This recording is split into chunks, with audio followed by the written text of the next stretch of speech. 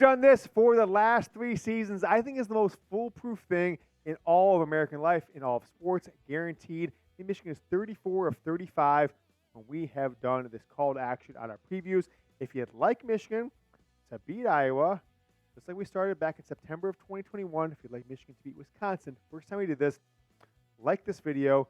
Don't jinx it. Don't be sitting there on Saturday night, 10:45 p.m., sitting there by yourself, wallowing and saying, I didn't like that video from Yoder, and Michigan lost. It's my fault because YouTube provides us with a list. Likers, viewers, I'm coming for you. I'll ban you for show for life. Put the good vibes. Smash it. Michigan, Iowa preview. Let's get this bad boy rolling. And this is a team that we thought might be the Big Ten West champs when the season started. But it wasn't because they would have their starting quarterback and their best offensive player injured mid-season and not even playing, but somehow because of terrible offensive play that just plays into their amazing defense, Michigan is facing a 10-2 Iowa that's only a ref's call away from being 11-1 and maybe have an outside chance at the college football playoff. They're 10-2. They're 7-2 in the Big Ten. They lost big time to Penn State, 31-0, and they lost a game to Minnesota where the refs called a fair catch on a punt return with about a minute and a half left. But it's one of the worst offenses of all time. 121st in college football, 18 points a game. Scoring defense, 12 points a game. Number 4, of course, Michigan is number 1. Wolverines at 37.5 points per game on offense are number 13. 8 o'clock Saturday night on Fox Eastern, and then total is 35.5 is the over-under. Michigan is favored by 23 points. How about that, Jack? 35.5-point over-under, probably one of the lowest in conference championship history. And Michigan's favored by 23. If that tells you what the Big Ten, the Vegas odds think of Iowa, it's this. It's that Iowa's over-under for points, right? You can bet on how much a team will score themselves. The over-under for points scored for Iowa in this game is 6.5. I shit you not. Let's take a look at their schedule so far this season. They start off the season with Utah State, beat them 24-14. They also got the win 20-13 over cross-state rival Iowa State. You notice the theme here coming up. They don't score very many points. They don't give up many points. Western Michigan, 41-14. Okay, they scored a few points. But then the fourth week, September 23rd, they face Penn State. And I lost money on this one because I thought, okay, there's a 14-point spread. I'm like, Penn State's that's gonna be a close game. It's gonna be like 21-10 or something like that. Nope, 31-0. Michigan State, they beat them 26-16. They beat Purdue 20-14. Second half of the season, 15-6 against Wisconsin. Now this game's important. Middle of the season. Also, Eric All goes out in this game. They lose to Minnesota 12-10. All right, that was a game where they ran a punt back with a minute and a half left. And because the guy was like pointing or something like that, the refs called the field. Oh no! That was a fair catch. We're taking the ball back, and ultimately Iowa couldn't stick it in. They got routed with that win against Minnesota. Beat Northwestern 10-7, and they have set the record for lowest over-unders in college football history. I think 3 straight weeks. Rutgers 22-0, Illinois 15-13, and Nebraska 13-10. That is the season results from your 2023 Iowa Hawkeyes, formerly led by Cade McNamara, formerly led by Eric All. And we'll talk about both those guys here in a moment. But the things I need to see from Michigan this week, I've got 3 things that I need to see. Iowa, Ohio State last week, and Penn State 2 weeks ago. It'll be 3 weeks ago on Saturday night. These are the closest defenses that Michigan is going to see to a Georgia defense, right? A defense that Michigan was going to face in a college football playoff for national championship game, Georgia or others, right? High-level defense. Can Michigan dominate? Because they haven't done it lately, right? Last 2 big games, right? Penn State and Ohio State, the 2 defenses of this caliber that Michigan's faced, like Iowa. JJ McCarthy has kind of been just average. I know he had a really kind of productive game, some great plays against Ohio State. Didn't throw it all in the second half against Penn State. These are his combined stats. These aren't per game. These are combined, 23 of 28. So, okay, cool. That's about 80% there. But 208 passing yards combined, 140-something versus Ohio State, 60-something versus Penn State. 1 touchdown, only 1 touchdown in the month of November for JJ McCarthy. No interception. So I need to see a Michigan offense from the first 10 games, 8, 9, 10 games of the season pre-Penn State. So 9 games out of this team. No, I guess it would be, 9 games. Because we have not seen it the last 3 weeks. They really were kind of just like, get the win and get out of there against Penn State. mediocre at best against Maryland, and then good at times, but not dominant in the stat card, passing or rushing against Ohio State. But I'll ask you guys this question. Predict the score. Michigan, Iowa. Let's see some score predictions. I want to know what you guys are thinking. What did I make my score prediction? 31-0, I think. My score prediction is Michigan's going to win this one 31-0, but it might only be like 17-0, 14-0 halftime. Michigan will come out with authority in the third, put a touchdown or two on the board, and then JJ McCarthy and some other stars will sit. 31-0 is my score prediction. Number 2 thing I need to see out of this team is life without Zach Zinter. He's out for the season. Broke his fibula, his tibula. Maybe I'm saying those reversed, whatever it is. Terrible thing, right? And I was actually kind of like, I won't say I cried, but like I was like, damn, this is like tough to listen to, like in a like heartening way, and in a good way. Is Joel Klatt's podcast, right? It's on YouTube, of course. It's on Apple Podcasts on Monday. He told the story, Jack, of went to commercial break and how he was about to cry during the game. It's just like, I was saying, like, get injury. Like, Zach Zinter came back. He could have been a second-round draft pick last year. He came back for another year. His last home game, maybe he'll come back now because he has another year of eligibility.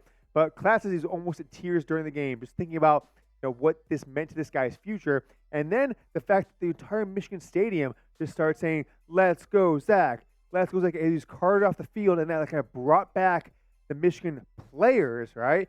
And what does this mean for this team going forward? Are they going to be able to put it together without a guy I think you could realistically say is one of the 2 or 3 leaders of this team? He's a captain. He's a 4-year starter. It's tough to say, right? Now, on the other side of injuries, I wouldn't expect Will Johnson to play in this one. I think Michigan doesn't need him. They know they don't need him. This Iowa passing attack is badly, absurdly bad. And, I'll tell you what, we count on the Joe Klatt story. I'm like, man, that's like an emotional thing for us too. He got emotional on his podcast. Life without Zach Zinter. Move Carson Barnhart over to right guard. You move Trente Jones in from the bench to the right tackle position. So I'm going to be interested to see what Michigan looks like without one of their leaders, the captains, the best offensive lineman in Zach Zinter. We shall see here coming up on Saturday against Iowa. Let's see if we have any changes with Jim Harbaugh back on the sideline. Now, as far as Will Johnson is concerned, before we kind of go to the next part of the show, I wouldn't expect Will Johnson to play on Saturday. So just something to keep in mind if you're a fan. Will Johnson, lower leg injury on Saturday against Ohio State. I don't think he's injured permanently or long-term, but I think Michigan's going to hold Will Johnson out of this game because I don't think they need him, and they don't want him to re-injure like something that's kind of minor turning into something major, and I wouldn't expect to see him. So don't be surprised if Michigan's maybe best defender, maybe a guy who'll be drafted in the top 5 in the 2025 draft, Will Johnson, is not in the lineup coming up on Saturday against Iowa. Did also want to tell you guys about Prize Picks, the Michigan Football Report presented by Prize Picks, where it's just you versus the numbers. They might say, JJ McCarthy, 201 passing yards, 21.5 passing yards. We have more or less. All you got to do is make that choice more or less. You can mix and match sports. You can get a reboot policy, so if a player gets injured in the first half of a game where you have missed Prize Picks, he doesn't return in the second half, doesn't matter, pulls out of the selection, and your Prize Picks selection moves on and continues to play. It's daily fantasy made easy. You pick 2 up to 6 players, and you get a return on your money by picking more or less. Here's my Thursday Night Football picks, right? Cowboys, Seahawks, Geno Smith, Tony Pollard, Brandon Aubrey. I'm going less on Geno Smith. 228.5 yards in this Cowboys defense. Less. Tony Pollard, he's getting the end zone more than half a touchdown passing, rushing, or receiving. And then Brandon Aubrey. All right, I think 1.5 field goals. He's going to put 2 field goals. He's going to put 3 field goals. I'm going more, okay? I put $5 on this. I win 15, right? I can put up to 10. Win that. Prize Picks is awesome. It's super, super, super easy to play. I get my picks in Monday Night Football, Thursday Night Football, College Football Saturdays, NFL Sundays in under 60 seconds. Plus, with code CLNS at prizepicks.com/CLNS. It's down in the comments in the description of the video. It's in the live chat. If you use that code and that link, they will match you up to a $100 deposit match. So you put in $50, you get an extra $50. $100, an extra $100. Put some extra money in. Don't, put $100 in, $50 in, and, just lose and you got a money, etc. Make sure you get this deposit match. use Prize Picks. It's super fun. I've enjoyed it all season. Jack, you enjoyed Prize Picks all season? I have liked it a lot. And I've never been a daily fantasy guy. There's competitors of Prize Picks that people have used around me. I've never found interesting. It's more or less. How easy is that? PrizePicks.com/CLNS. Up to $100 deposit match with code CLNS. Third thing I am needing to see on Saturday is he is back, and that is Jim Harbaugh, Michigan's football coach, the leader of this team. He's back in the field. 6-game suspension. In your face, Ohio State fans, watch this. In your face, Ohio State fans, Michigan State fans, Notre Dame fans, whoever wants to talk trash about this team. You didn't necessarily need him, and that's good leadership from Jim Harbaugh. That's good leadership by these seniors and these veterans of this team. But is anything going to change? Right? I'm just looking for that. Like, is anything going to change from this team? I think if you look back to Rutgers, the 4th game of the season, Michigan kind of looked tentative and mediocre the first half or so against Rutgers. What's going to change against Iowa with Jim Harbaugh back in the field? I hope they come out absolutely firing on all cylinders. The best this offense has been this year has been the games Jim Harbaugh has been the head coach, and I certainly hope that continues to be the case. If Michigan looks mediocre or struggles, that's actually kind of not a great sign for the college football playoff. Now let's turn our attention to our opponent on Saturday, and that is the Iowa Hawkeyes. Somehow this team is 10-2. They fired the coach's son, right, Brian Ferentz, for being the worst offensive coordinator of all time mid-season. But he's still there. He's still coordinating this team. And without Cade McNamara, who is injured for the season, they have turned to Deacon Hill. I'll be honest here, I had never heard of Deacon Hill before he started playing football for Iowa as a starting quarterback a while back. I don't know much about him. He's got kind of a crazy little haircut there. That's pretty much all I can say about him. But nevertheless, he's a California kid, and he took over for Cade McNamara when McNamara went down with injury around mid-season because Cade and Eric All, they were the leaders of this Michigan football team 2 years ago in 2021. Both guys got hurt last year. We all know this, and lost their jobs, right? Cade got hurt, but also lost his job. Eric All just was kind of losing his job to Luke Schoonmaker, who's doing a good job in the NFL right now for the Cowboys, and, of course, Colson Lovin. And there just wasn't a spot for Eric All to come back and be a contributor at a high level on this 2023 team. So they took it together. Both went over to Iowa. Cade McNamara's done some media. He probably thinks he has a career in media after his football playing days were over. Here's a quote he said on Iowa podcast, Talking Hawks podcast. He says, I think this week specifically, I'm not just getting Deacon Hill ready. I'm getting the entire team ready as much as I can because I know so much about, and he wouldn't say Michigan here, Jack. He did not say Michigan the entire episode. He said that other team, from a defensive standpoint, from an offensive standpoint, I'm just doing everything I possibly can from an entire team standpoint to let these guys know everything I possibly know. And people who like, left Cade McNamara, what a jerk, what is this? Or I even saw like College Football Report on Twitter and some of these like kind of aggregator Twitter accounts, like big news. Cade McNamara says he's going to do everything he can to help Iowa beat Michigan. Why the hell wouldn't he? This isn't. I have no problem with this quote. Like if I was on a team, as an NFL player, they traded me to another team, and I knew that by my other team, like I'm on this team now. I want to win the game against my old team. Like that's not a big quote. I don't think it's bad. I kind of wish Cade would not have said it on a podcast. Like do it, but don't broadcast it because you're just kind of bringing on more hate from Michigan football fans who kind of have a sour taste in their mouth. How you left the program, you jumped on the Jordan Palmer podcast back in January, February, talked some trash about Michigan and Jim Harbaugh. I think it's just poor taste by Cade McNamara, who unfortunately has shown a record of poor taste over the last 12 months since he's left his Michigan football program. Iowa's got a couple running backs. They're both okay. They've scored 4 touchdowns combined. All right. 11. So if you put this together, you've got a decent running back. You've got 1,200 plus yards or so. You got 4 touchdowns. You got a couple of long runs there. But I don't think that LaShawn Williams or Caleb Johnson are super great, but they both have game-breaking ability. From what I can tell, Williams is probably more of the Thunder, Johnson more of the Lightning. But this Iowa offense overall, like I recorded their, I went in YouTube TV. I've got all of their Big Ten and 60, right? So I've watched like the last 3 or 4 games since 2 weeks ago when they clinched the Big Ten West. So we've had, 10 days since that's happened. So I've watched 3 or 4 of the games on Big Ten in 60, and they just stink. This is one of the worst Power 5 offenses of all time. I just can't understand how they are 10-2, and they should be 11-1. They were robbed of a game. A guy runs over, just kind of pointing to his teammates, and they said he did a fair catch against Minnesota. He ran it back. They should be 11-1. This is offense from 40 years ago they play. Their defense is good, though. This defense is so dang good. Before we talk about the defense, before we talk about the rest of this offense, make sure you guys follow me on Twitter. It's at James Yoder. I'm putting out Michigan football content on Twitter every single day. We've grown the Twitter account from 11,000 followers to nearly 14,000 over the last 2 or 3 months. So appreciate everyone who's followed already. If you've yet to do so, link is in the comments description, but just at James Yoder there on Twitter. Now, let's take a look back at this Iowa offense one more time before we switch it up to defense. They're receiving leaders right now. Look at these pedestrian numbers. 227 yards, 128 yards, 142 yards. Those are the top 4 guys as far as catches and yards.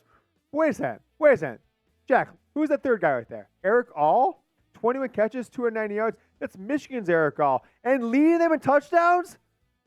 Eric All has been out since the second quarter of their game on October 14th.